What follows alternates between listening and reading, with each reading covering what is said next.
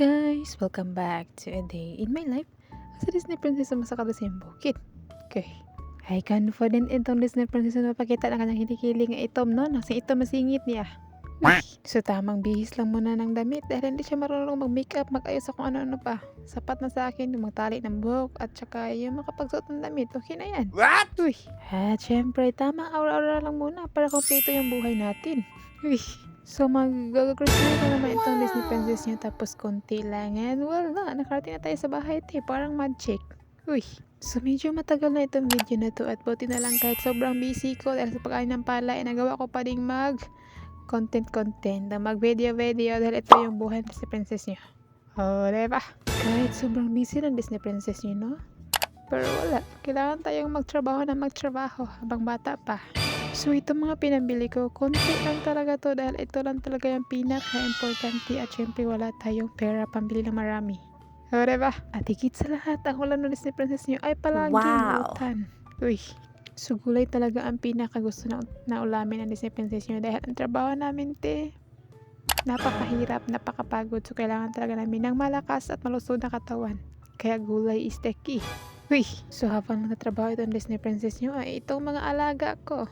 O, nagpatunga sad sila, Baka pag yan ay natumban, baka masilusutan ang mga tinae dahil ang itim, hindi sila makita. So, kanya-kanya talaga kami mga trabaho dito, no? Habang ako ay nagbibideo at ito na mga asawa ko ay naghahanda ng pagkain namin sa gabi. Yes. So, ganito kaming dalawa. Tulong-tulong talaga kami sa mga gawain. Hindi lang sa gawaing bahay, kundi pati na din sa gawaing pagtatrabaho na kumita ng pera. Sabay talaga kaming dalawa. Pwede naman pala talaga siyang ipagsabay lahat, Uy, wag lang yung pag-asawa ng marami. Buwag na. At syempre, ang pinakagusto ng Disney princess niya ay magre-refill ng tuyo, idibol at suka. O, diba? Kaya pala nag-asawa siya ng maaga, Uy. So, dati hindi namin ito naranasan ng mga bata pa kami dahil yung kaya lang talaga bili ng nanay namin is tagsi 5 na mantika. Uy. Tapos kung wala pang pambili mahingi pa sa kapitbahay Tapos yung kapitbahay namin ay layo man. Wow. Kaya isa talaga yan sa rason kung bakit gusto ng Disney princess na yung magtrabaho. Buti na lang sana may gabi dahil kung hindi talaga kami makapagpahinga. Yes. Ayan gusto lang naman ng Disney princess nyo, no? Ayun kung ano yung gusto niya is mabili niya, makuha niya, hindi yung panahingi sa kapitbahay. Uy, buwag na.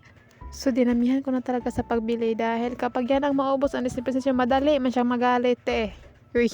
So, iwan ko lang talaga kung ako ba dahil dalawa lang kami dito pero yung bunga ko parang 10 yung anak ko, Uy. So, tamang refill lang muna tapos chismisang malala. Dito magaling ang Disney princess nyo, So, nilagay ko talaga yung dalawa para masipuno sila pero hindi, napuno. Uy. So, konti lang din ang pinabili ng Disney princess nyo dahil kailangan natin yung pera isatiin siya, dahil kapag maubos ay mahirap na. Uy. So, tapos na tayo sa edible toyo sa pag-refill. So, dito naman tayo sa suka. Alam mo na, ito suka ay gamit na gamit talaga to kapag gusto mong magpaksiw ng lechon. Uy! Pero lahat sila gamit. Kasi kapag wala kang ulam, pwede mo na itong ulamin. Tapos parang ang ulam mo is yung sabaw ng adobo. What? Uy! So kahit araw-araw kami nakain ng palay, no? At sobrang busy namin sa magdamag. Pero nagawa ko pa din magtrabaho ng ganitong klaseng trabaho. Di ba nakakapagod siya, Uy! Magaan lang siya tingnan. Pero kapag ka nasubukan mo, ay hindi siya madali, Pero ewan ko ba sa Disney princess nyo, sa dami-daming trabaho dito sa mundo, pero bakit ito pa talaga yung pinasok niya? Pero sinubukan ko lang naman itong trabaho na to, dahil sabi nga nila ko pwede ka nang kumita dito na kahit mag-video ka. So, at dahil lagi na ako nanonood ng video at hindi ako kumita sila, kaya nag-decide na lang din ako na mag-video. Pero kapag tinignan nila, ako yung kumikita. Dahil alam niyo na, sa panahon ngayon, sobrang hirap ng panahon kung saan talaga tayo kumita, hikita. So, doon talaga tayo, At ang kasunod naman ay itong kape. Diba? So, kaya ako nagbili dahil akala ko wala na, pero meron palang natira. And then, itong tuyo dahil kailangan natin iligpit dahil maamoy-amoy ito na mga alaga ko. Baka nabukasan, pagising ko, naubos na. Uy! So, sobrang busy ng Disney princess nyo. Nakalimutan ko palang iligpit itong mga pinahugasan ko. Buti na lang talaga nakita ko tapos natuyo na siya. So, ayun, in-arrange ko na lang dito. O, ganun ka-busy ang Disney princess nyo. Wala pa nga siya anak. Pero parang may 10 na siyang anak na binubuhay, So habang bata pa tayo at kaya pa natin gawin kung ano yung mga gawa natin, so gawin na natin dahil kapag magtanda na tayo ay baka marami tayong pagsisihan dahil hindi natin siya nagawa nung pwede pa natin siyang gawin. O diba? Para kapag dating ng panahon ay hindi tayo mahisisisi sa huli. Dahil nasa huli talaga ang pasisisi kaya ano pa inantay mo? Mag-video ka na. At dahil kumain ng tinapay itong prinsipe ko, ay manghingi yan sila tapos ang sasaba talaga na mangaw-ngaw man kay gutom daw. Uy. And finally, I'm done. So kapag pinignan ko talaga yung mga old videos ko, no? So parang masabi na lang talaga ako na, ay, ang arte. Kaya ko lang naman ginawa yung mga bagay dahil ayaw kong kapag dating ng huli, ay marami ako mga pagsisiyan sa buhay. O diba? Kaya habang may buhay, gawin ko siya.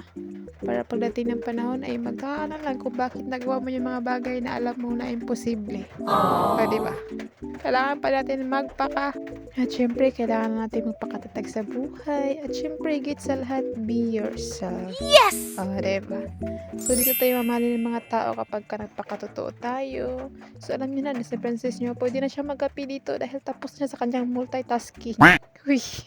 Alam niyo na, ang buhay lang naman na gusto ng princess niyo ay yung may peace of mind na kahit hindi mayaman basta sakto lang. Basta may 1 million, okay na ako dyan.